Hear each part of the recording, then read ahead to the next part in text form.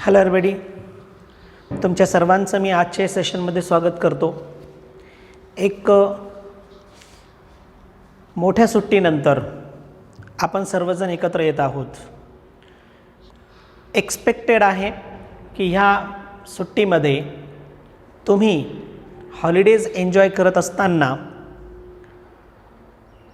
बऱ्यापैकी अभ्यासही केलेला असेल आणि तुमच्या सिलेबसपासून तुम्ही स्वतःला दूर केलेलं नसाल, हे आम्ही एक्सपेक्ट करतो.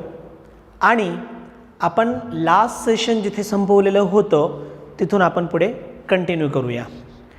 जर समजा मधल्या काळामध्ये तुम्ही अभ्यास केलेला नसेल किंवा लास्ट सेशन तुम्हाला आठवत नसेल तर ऑनलाईन व्हिडिओज अवेलेबल आहेत. तुम्ही माझ्या चॅनल्समध्ये जाऊ शकता. चॅनलमध्ये गेल्यानंतर प्लेलिस्टमध्ये जाऊ शकता आणि प्लेलिस्टमध्ये नीट बायोलॉजी ही प्लेलिस्ट सिलेक्ट करून त्यामधून तुम्ही तुमचे लास्ट लेक्चर्स पाहू शकता. ठीक आहे. आणि त्या पद्धतीने तुम्ही स्वतःला अपडेट करून घेऊ शकता. जर काही प्रॉब्लेम्स येत असेल परत तर तुम्ही मला व्हॉट्सॲपवरती कॉन्टॅक्ट करू शकता किंवा डायरेक्ट फोन कॉल करू शकता. ठीक आहे. तर आपण आता सुरुवात करूया. मागील सेशन ज्या ठिकाणी संपलेलं होतं तिथून पुढे. लास्ट सेशनमध्ये आपण मॉलिक्युलर बेसिस ऑफ इनहेरिटन्स ह्या चॅप्टरमधलं DNA, स्ट्रक्चर ऑफ DNA हा पॉईंट बघितलेला होता. So in structure of DNA there are many things but some important thing I now highlighting here. The DNA is double stranded. This is a first point. DNA हा double stranded असतो. दोन्हीही strand, both strand are run in a anti parallel direction. दोन्हीही strand anti parallel डिरेक्शनमध्ये run होतात. मी in short या ठिकाणी structure तुमच्यासमोर ठेवतो. You can see here this is one strand of the DNA. This is a second strand.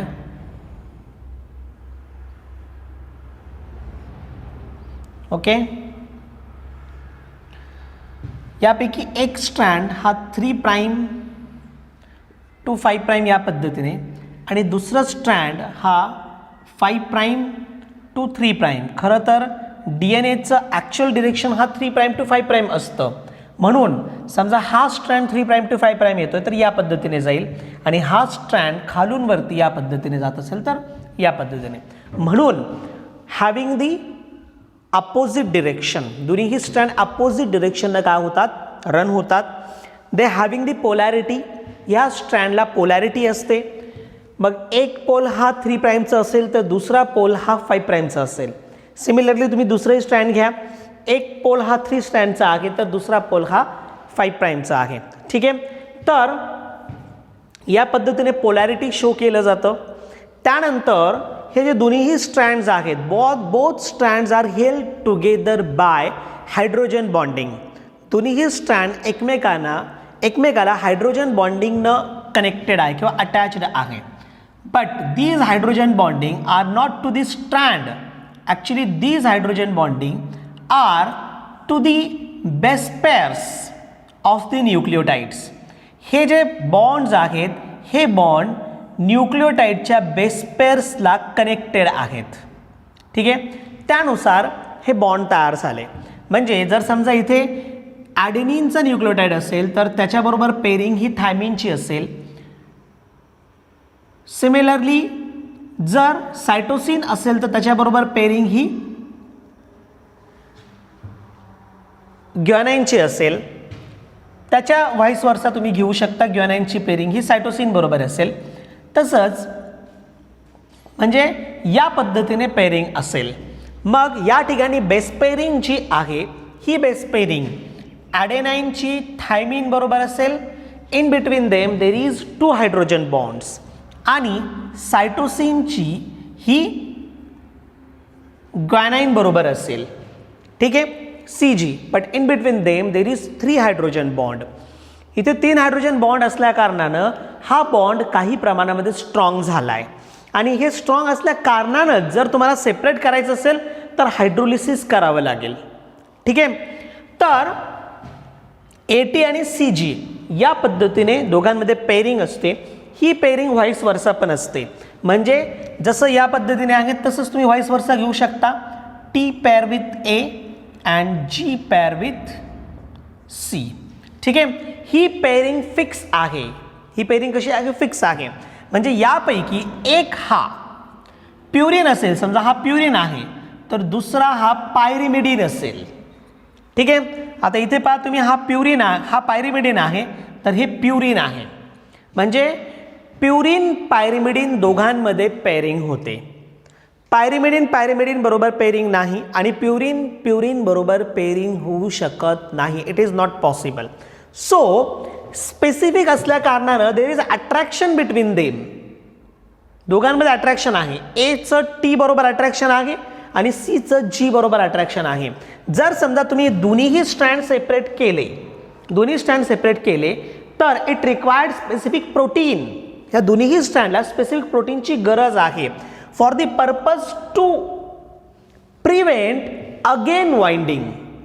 परत wind होण्यासाठी, परत जॉईन होण्यासाठी किंवा होणं प्रिव्हेंट करण्यासाठी तुम्हाला काय करावं लागेल? दोन्ही स्ट्रँडला प्रोटीनच्या सहाय्याने पकडून ठेवावे लागेल.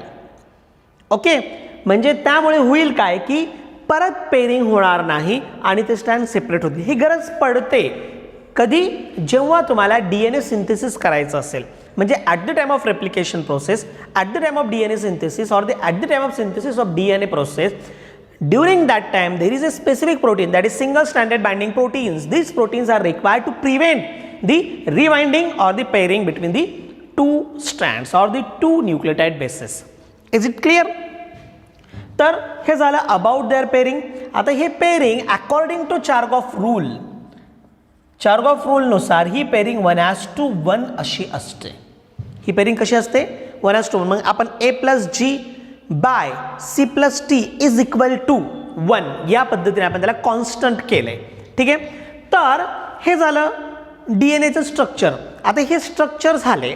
ओके, याबरोबर DNA स्ट्रँड जे आहे तो ट्विस्टिंग पण शो करतो. It shows the twisting and that twisting if we take a central imaginary axis, जर तुम्ही सेंट्रली इमॅजिनरी ॲक्सिस जर टाकलं तर त्या बेसिसवरती ही जी ट्विस्टिंग असेल, ही ट्विस्टिंग स्पेसिफिकली क्लॉकवाईज असते.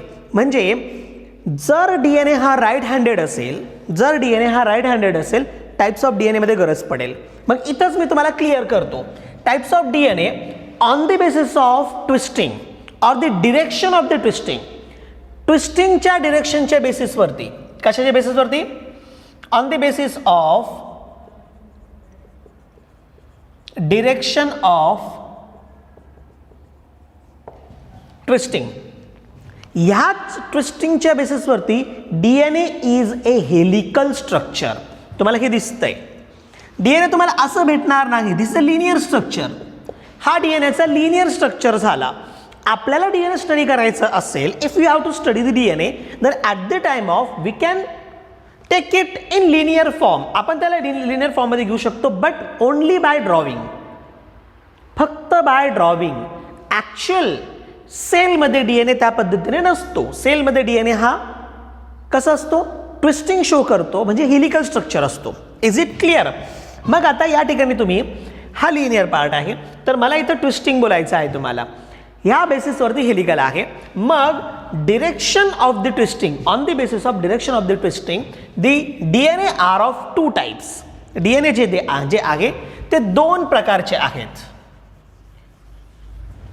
NCERT मध्ये टाइप्स ऑफ DNA दिलेल्या नाहीये, परंतु प्रश्न सापडलेला आहे AIPMT मध्ये पण आणि नीटमध्ये पण.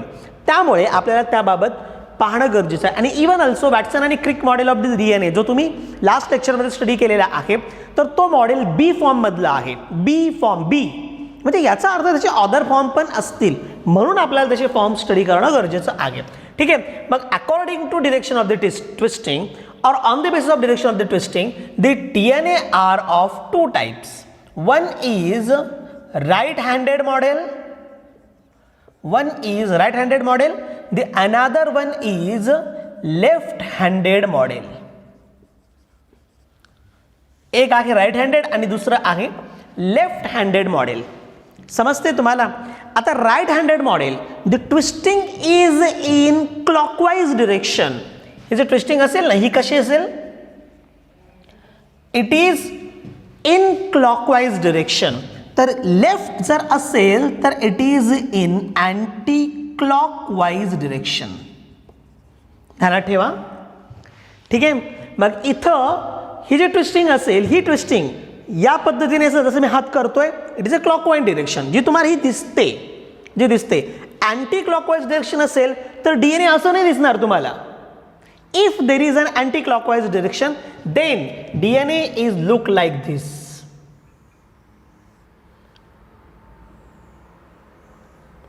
तुम्हाला डीएनए या पद्धतीने दिसेल. म्हणजे तुम्ही पाहता, तुम्हाला कधी कधी डीएनएचं स्ट्रक्चर विचारला जातो काढण्यासाठी परीक्षेमध्ये. मग तुम्ही डीएनएचं स्ट्रक्चर काढत असताना काय करता? ह्या चुका करतात तुम्ही. ज्यांना स्ट्रक्चर काढता येत नाही ते असं स्ट्रक्चर काढतात. ठीक आहे. आणि तुम्हाला सिलेबसमध्ये विचारत असताना Watson and Crick model of the DNA विचारलं जातं. हे पण स्ट्रक्चर बरोबर आहे, हा पण बरोबर आहे, पण याची डिरेक्शन वेगळी आहे, डिफरंट आहे. ठीक आहे. हा जो फॉर्म असेल ना, हा फॉर्म तुम्हाला फक्त झेड फॉर्ममध्ये दिसेल, ओनली इन झेड फॉर्म. आणि वॅटसन अँड क्रिक मॉडेल हा बी फॉर्म आहे. ध्यानात ठेवा. हा जो फॉर्म तुम्ही या ठिकाणी पाहताय ना, it is a B form of DNA. याला तुम्ही चांगल्या पद्धतीने ध्यानात ठेवा, विसरू नका. समजतंय? हा जो फॉर्म तुम्ही पाहता इथं, हा बी फॉर्म आहे. आणि हा जो बी फॉर्म आहे, it is a right handed model. हा कोणता आहे? Right handed. ध्यानात ठेवा. जर प्रश्न विचारला तुम्हाला की वॅटसन आणि क्रिकनं जो डीएनए शोधून काढला होता किंवा जो मॉडेल डीएनएचे स्ट्रक्चरचं त्याने दाखवलं होतं, तो कोणता होता? Which of that model? So that model is a B form, that is right handed model. तो कोणता होता? राईट हँडेड डीएनए मॉडेल होता. ठीक आहे.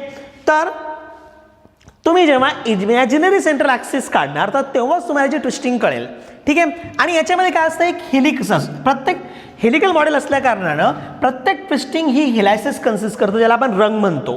ठीक आहे. So every rung having one minor groove and one major groove. ध्यानात ठेवा.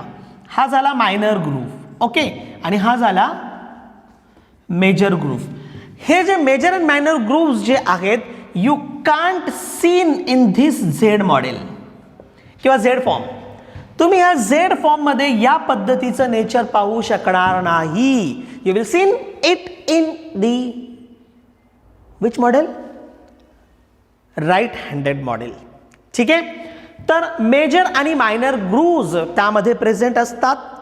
ठीक आहे. या व्यतिरिक्त आपण डायमेन्शन्स पण बघितले लास्ट लेक्चरमध्ये. मग याचं जर आपण डायमीटर बघितलं तर 20 डिग्री अँगस्ट्रॉन आहे. हा स्ट्रक्चर आहे बी फॉर्मचा. ध्यानात ठेवा. कोणता आहे? हा बी फॉर्म मॉडेल आहे. बी फॉर्म मध्ये हे 20 डिग्री अँगस्ट्रॉन आहे. ठीक आहे. आपण बघितलं होतं की एक हेलिक्स म्हणजे एक टर्न, एक rung. A single turn is equal to one rung, RUNG, रंग. म्हणजे एक सिंगल हेलिक्स. आपण याला काय म्हणतो? एक सिंगल हेलिक्स. ठीक आहे. मग हे सिंगल हेलिक्स जो आहे, तर याची जी लेंथ आहे ती किती आहे? It is 34 degree angstrom. कशाच्या बेसिसवरती काढलं होतं आपण? तर distance between two base pairs. ठीक आहे. हे पहा, ही एक बेस पेअर झाली, it is A one base pair. आणि ही दुसरी झाली, it is a another base pair, second base pair. या दोघांमधला हा जो डिस्टन्स आहे ना, धिस डिस्टन्स, या डिस्टन्सच्या बेसिसवरती काढलं. आणि हे डिस्टन्स किती आहे? It is 3.4 degree angstrom. हे किती आहे? 3.4. मग हे जर 3.4 असेल तर या बेसिसवरती a single turn, a single rung in B form of the DNA. कशामध्ये?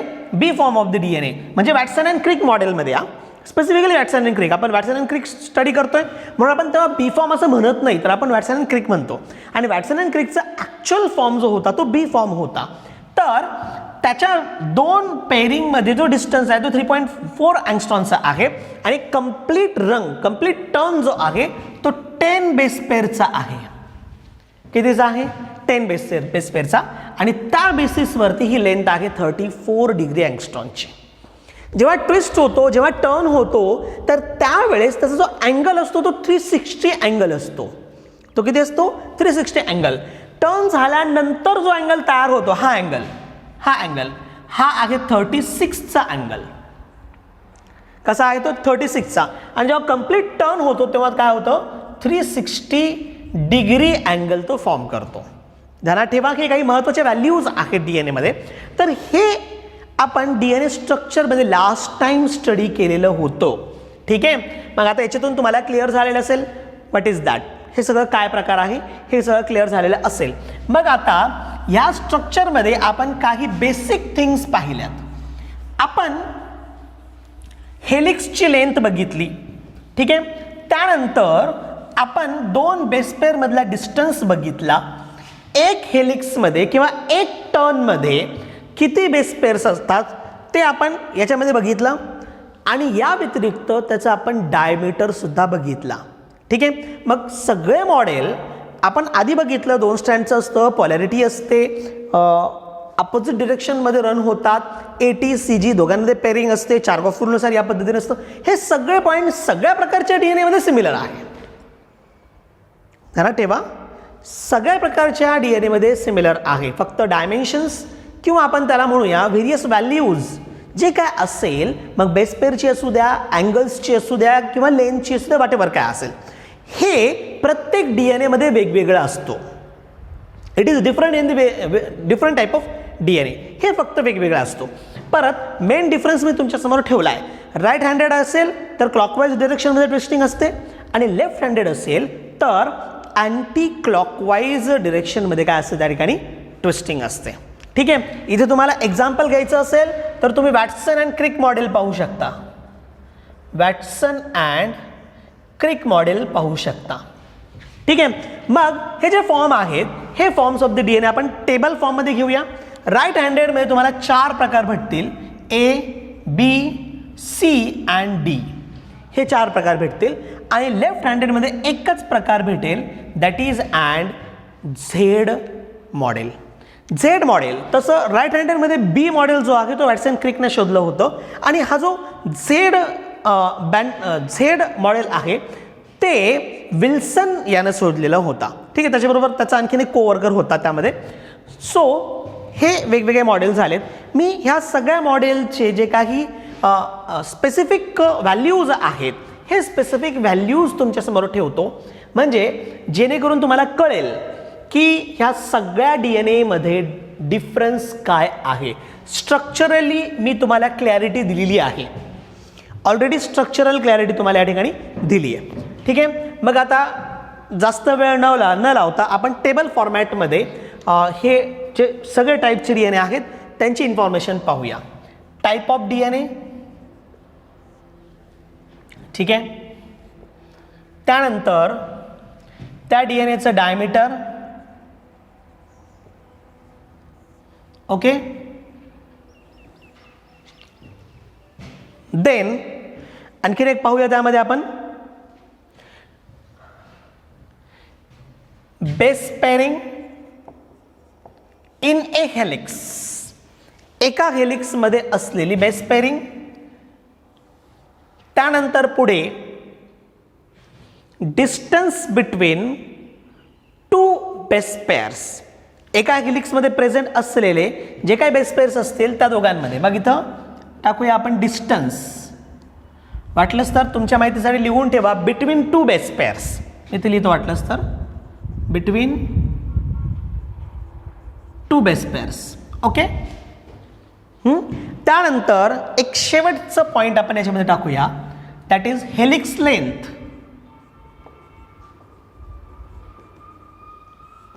Helix length. ओके. म्हणजे यामध्ये आपलं पूर्ण होऊन जाईल. मग आपण DNAचा पहिला प्रकार या ठिकाणी पाहूया. A form. हे तुम्हाला माहित आहे राईट हँडेड. वाटलं तर एक कॉलम या ठिकाणी करा.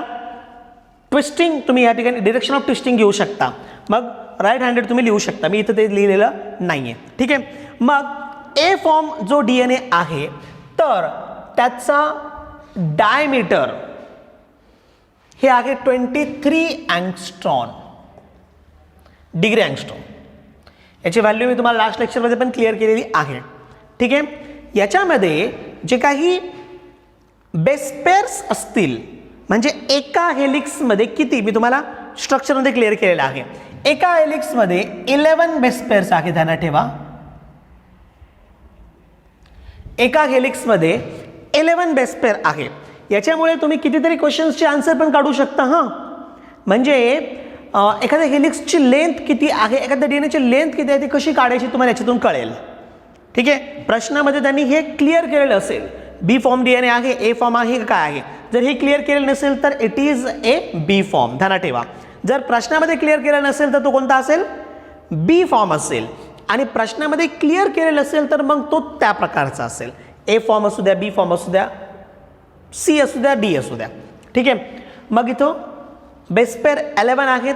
Distance between two base pair जे आहे ते 2.56 अँगस्ट्रॉन, डिग्री अँगस्ट्रॉन. दोन बेस पेअर मधला डिस्टन्स आपण बी फॉर्म बघितला 3.4 होता, इथे किती आहे 2.56. आता काय करायचं, कॅल्क्युलेट करा. म्हणजे एका हेलिक्सची लेंथ किती असू शकते, मग 11 × 2.56 तुम्हाला या ठिकाणी करायचं आहे. जर तुम्ही हे केलं तर काय भेटेल तुम्हाला, याची ॲक्च्युअल व्हॅल्यू भेटेल. मी डायरेक्ट टाकतो इथं 28 डिग्री अँगस्ट्रॉम. ठीक आहे, म्हणजे त्याचे पॉईंट वगैरे टाकलेले नाही मी डायरेक्ट तुम्हाला या ठिकाणी दिलंय. हे झालं ए फॉर्म. बी फॉर्म तुम्हाला सर्वांना माहीत असेल, चला तुम्हीच बोला कोणतं असेल. आता हे लाईव्ह नाही आहे पण तुम्ही मनातल्या मनात त्याचा विचार करू शकता. Diameter 20 degree angstrom. Base pairs there are 10 base pairs. ठीक आहे, त्यानंतर distance between two base pair 3.4 degree angstrom. आणि मग हेलिक्स किती असेल, हेलिक्स लेंथ 34 डिग्री अँगस्ट्रॉन. ठीक आहे, त्यानंतर पुढे सी फॉर्म तुम्ही या पद्धतीने डिक्टेट करू शकता. सी फॉर्म जो डीएनए आहे याचा डायमीटर इट इज 19 डिग्री अँगस्ट्रॉन. काही बुकमध्ये 19.33 दिले आहे. नंतर बेस पेअर्स, तर यामध्ये बेस पेअर्स आहेत 9. मी इथं 9 लिहिलं आहे, काही बुकमध्ये 9.33 दिलं आहे. ठीक आहे, पण मी या ठिकाणी देताना काय केलं, फक्त 9 या ठिकाणी लिहिलेलं आहे. त्यानंतर distance between two base pair, दोन बेस पेअर मधला डिस्टन्स किती असेल तर ते आहे 3.52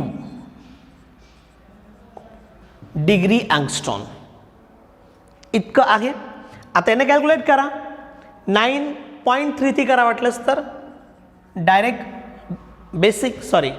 आपण ॲक्च्युअल व्हॅल्यू या ठिकाणी घेतली समजा, तर यांचं जर तुम्ही कॅल्क्युलेशन केला तर किती येईल ते 31 अँगस्ट्रॉन. ठीक आहे, म्हणजे पॉईंट न देता डायरेक्ट व्हॅल्यू तुम्हाला त्याच्यातून काढता येईल. त्यानंतर डी फॉर्म, हा जो डी फॉर्म डीएनए आहे त्याचं डायमीटर आहे जेवढं सीचं असेल तेवढंच 19 डिग्री अँगस्ट्रॉन. परंतु बेस पेअर्स याच्यामध्ये आहेत फक्त 8. There are 8 base pairs. Distance between two base pair जे आहे ते 3.03 डिग्री अँगस्ट्रॉन. ठीक आहे, दोघांचं जर तुम्ही कॅल्क्युलेशन केलं तर ते येईल 24 degree angstrom. So these are all right handed model. हे सगळे कोणते आहेत, राईट हँडेड. एक असेल शेवटचा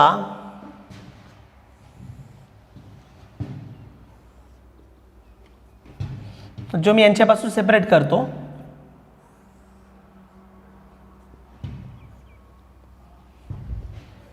दॅट इज झेड फॉर्म.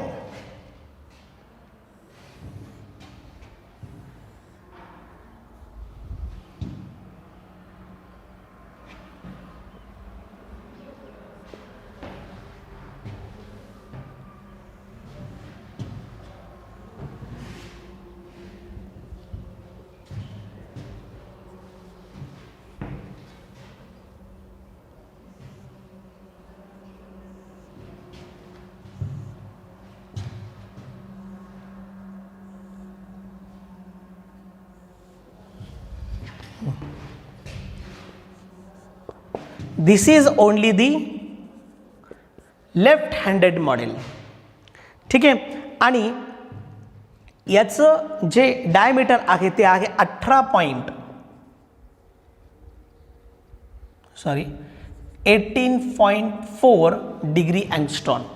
याचे बेस पेअर हे आहेत 12. टोटल बेस पेअर त्याच्या एका हेलिक्समध्ये 12 आहेत. आणि डिस्टन्स जे आहे हे 3.73 डिग्री अँगस्ट्रॉम. यांचं जर तुम्ही कॅल्क्युलेशन केलं तर ते येईल 46.6 डिग्री अँगस्ट्रॉम. It is 45.6. ह्या सगळ्या व्हॅल्यूज ध्यानात ठेवा. प्रश्न याच्यावरतीच विचारलेले, यापेक्षा जास्त प्रश्न विचारले जाणार नाही. तसे ह्या व्हॅल्यूजवरती आतापर्यंत प्रश्न विचारले गेलेले नाही, फक्त बी फॉर्मवरती प्रश्न विचारला गेलेला आहे. ठीक आहे. आणि ह्या फॉर्मवरती फक्त प्रश्न विचारला आहे. राईट हँडेड फॉर्म कोणते आहेत किंवा लेफ्ट हँडेड फॉर्म कोणते यावरती प्रश्न विचारला आहे. हे सगळे विचारले गेले नाही, पण तरी सुद्धा ध्यानात ठेवा बी फॉर्मवरती मग त्याच्या डायमीटरवरती पण प्रश्न विचारला आहे. एका टर्नमध्ये किंवा एका हेलिक्समध्ये असणाऱ्या बेसपेअरवरती विचारला आहे, डिस्टन्सवरती पण विचारला आहे आणि हेलिक्स लेंथवरती सुद्धा विचारलेला आहे. हेलिक्स लेंथ कशी फाइंड आउट करायची मी तुम्हाला सांगितलेलं आहे. हे base pairs into distance between two base pairs, ह्या दोघांना काय करायचं आहे तुम्हाला मल्टिप्लाय करायचं आहे आणि त्यानुसार तुम्हाला ह्या व्हॅल्यूज भेटतील. So these are all types of DNA. हे DNAचे काय झालेत वेगवेगळे टाईप्स झालेत. ठीक आहे. तर या पद्धतीने आपण DNAचं स्ट्रक्चर, त्यानंतर स्ट्रक्चर बरोबरच त्याचे टाईप्स आपण आत्तापर्यंत पाहिलेले आहेत. मॉलिक्युलर बेसिस ऑफ इनहेरिटन्समध्ये आपल्याला इथून पुढे आणखीन काही महत्त्वाच्या गोष्टी पाहायच्या आहेत. DNA तुम्हाला जस्ट प्रश्न जर कोणी विचारला तर what is the genetic material of organism or which is the genetic material of the organism, तुम्ही सरळ सरळ बोलणार DNA is a genetic material of the organism. कशाच्या बेसिसवरती? कारण DNA हा मेन कंटेंट आहे क्रोमोझोमचा आणि तुमचा क्रोमोझोम हा तुमचा जेनेटिक मटेरियल झाला आहे. What is genetic material? Genetic material that is we transmit the information from one generation to next. We transmit the character from one generation to next. फक्त transmit करणे नव्हे, that is formation of the character as well as transmission of the character. जे तुमच्या बॉडीचे character फॉर्मेशनही करतो आणि ट्रान्समिटही करतो त्या मटेरियलला आपण जेनेटिक मटेरियल असं म्हणतो. सगळ्या ऑर्गॅनिझममध्ये, in all organism except some viruses, ध्यानात ठेवा, in all organisms except some viruses the genetic material is DNA. कुठेतरी लिहून ठेवा. in all organisms except some viruses, for example retroviruses, हे एक्झाम्पल आहे. the genetic material is DNA. काय असेल तो? DNA असेल. ठीक आहे. म्हणजे सगळ्यांमध्ये जेनेटिक मटेरियल हा काय असतो? DNA असतो एक्सेप्ट सम व्हायरसेस. व्हायरसेसमध्ये एक्सेप्शन, मग एक्झाम्पल मी तुम्हाला सांगितलं रिट्रो व्हायरसेस. मग रिट्रो व्हायरसेसमध्ये तुम्ही HIV अभ्यासलात. ओके. त्यानंतर आत्ता ज्यानं सगळीकडे म्हणजे ज्याचं हाहाकार माजलेलं आपण असं म्हणू शकतो तो virus, that is your corona virus. यांचं जेनेटिक मटेरियल हा RNA आहे. RNA आणि RNA हा अनस्टेबल जेनेटिक मटेरियल आहे, ध्यानात ठेवा. हेच कारण आहे की HIVला अजूनही कोणत्याही प्रकारची ट्रीटमेंट भेटलेली नाही आणि कोरोनाला सुद्धा भेटते का नाही हा मोठा प्रश्न आहे. याचं कारण की RNA हा काय असतो? अनस्टेबल असतो. RNA अनस्टेबल असल्या कारणानं तो ऑर्गॅनिझम ज्याचं जेनेटिक मटेरियल RNA असेल ते काय असेल? अनस्टेबल असेल. म्हणून अपडेशन आहेत या ऑर्गॅनिझममध्ये. तुम्ही आत्तापर्यंत corona virus A, corona B, corona C असे कितीतरी तुम्ही, तसं कोविड-19 हे नाव दिलेलं आहे, पण त्याचे जे स्ट्रेन्स आहेत त्यांना या पद्धतीने नाव दिलं गेलेलं आहे. तुम्ही थोडंसं डेप्थमध्ये गेलात ना त्याच्या, तर चीनमध्ये असलेला तो कोरोना समजा A असेल तर इटलीला गेला होता तो कोरोना B होता, अमेरिकामध्ये आला तो कोरोना C होता.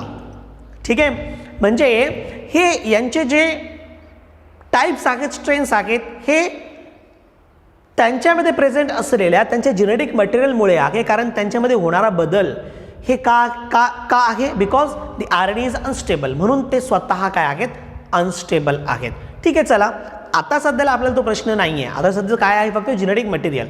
मग मी हे जेनेटिक मटेरियल हे जे वर्ड आहे ते आता इथे का घेतलं असेल? वाय? याचं कारण असं आहे की आपण आत्तापर्यंत DNA ची माहिती पाहत होतो, बरोबर ना? आत्तापर्यंत आपण काय करत होतो? फक्त DNA ची माहिती पाहत होतो. आता हा जो DNA आहे तुमचा, तर हा DNA ॲक्च्युली कशासाठी आहे? Because it is a main constituent of chromosome. हा काय आहे? क्रोमोझोमचा मेन कन्स्टिट्युएंट आहे. तुमचा जीन जो कशासाठी आहे? तुमचं कॅरेक्टर तयार करतं, बरोबर ना? यावरती आपण डिस्कशन केलेलं आहे. तर हा जीन जो आहे it is a short part of a short segment of DNA. जीनची डेफिनेशनच आहे दी शॉर्ट सेगमेंट ऑफ DNA. ठीक आहे, म्हणजे DNA हा क्रोमोझोमचा महत्त्वाचा कन्स्टिट्युएंट झाला. DNA मध्ये जीन्स असतात तुमचे, किंवा जीन्स तुमचे DNA पासून तयार झालेले आहेत. ठीक आहे, आणि हा काय करतो? तुमच्या बॉडीचे कॅरेक्टर तयारही करतो. काय करतो तो? तयारही करतो, फॉर्मेशन, आणि ट्रान्समिशनही करतो. Transmission in the sense inheritance, heredity from one generation to the next generation, and hence it is a genetic material. म्हणून हे काय आहे? Genetic material. पण DNA हा जेनेटिक मटेरियल आहे की नाही हे माहीत करण्यासाठी सुरुवातीला 1928 पासून 1928 पासून यावरती रिसर्च चाललेत की DNA खरंच जेनेटिक मटेरियल आहे का. मग यासाठी व्हेरियस एव्हिडन्सेस मांडले गेलेत. त्यामध्ये सर्वात पहिलं एव्हिडन्स होतं ग्रिफिथचं. ॲक्च्युली त्यांना सांगितलं नाही की DNA हा जेनेटिक मटेरियल आहे, पण त्यांना ट्रान्सफॉर्मिंग प्रिन्सिपल सांगितलं. ग्रिफिथ नंतर ॲव्हरी मॅकलोड अँड मॅककार्टी आलेत, आणि यांच्यानंतर शेवटी आलं होतं हार्शी अँड चेस. हार्शी आणि चेस एक्सपेरिमेंटने हे फायनल डिसिजन देऊन टाकलं की DNA is a genetic material. ठीक आहे, मग हे एव्हिडन्सेस आपण पाहणार आहोत कुठे? नेक्स्ट लेक्चरमध्ये. तोपर्यंत मग आता काय करा? मागचं सगळं रिवाईज करून घ्या, आणि इथून पुढे आपण कंटिन्यू करूया. याचं जे काही मटेरियल आहे हे मटेरियल मी तुम्हाला आजच, म्हणजे आजच संध्याकाळपर्यंत तुम्हाला काय केलं जाईल? हे मटेरियल तुम्हाला ट्रान्सफर केलं जाईल, म्हणजे तुम्हाला रीडिंगसाठी सुद्धा फायदा होईल. ध्यानात ठेवा, मटेरियल NCERT बेस्ड आहे. मटेरियल म्हणजे मटेरियलमध्ये दिलेले थेरी जी आहे ती NCERT बेस्ड आहे. ठीक आहे, मग एक्सेस इन्फॉर्मेशन मी तुम्हाला लेक्चरमध्ये सांगितली. म्हणून कधीही थेरॉटिकल अभ्यास करत असताना तुम्हाला दिलेली मटेरियलमधली थेरी प्लस लेक्चरमध्ये जे काही आले त्याचे नोट्स, त्याला आपण रनिंग नोट्स म्हणतो, तर हे दोन्ही एकत्र करून अभ्यास करत जा, जेणेकरून तुम्हाला पुढचे MCQ सगळे सॉल्व्ह होतील. हां, बाकीचे काही MCQ सॉल्व्ह होण्यासाठी जर प्रॉब्लेम येत असेल तर तुम्ही मला ते डाऊटमध्ये टाकू शकता. ठीक आहे, थँक्यू.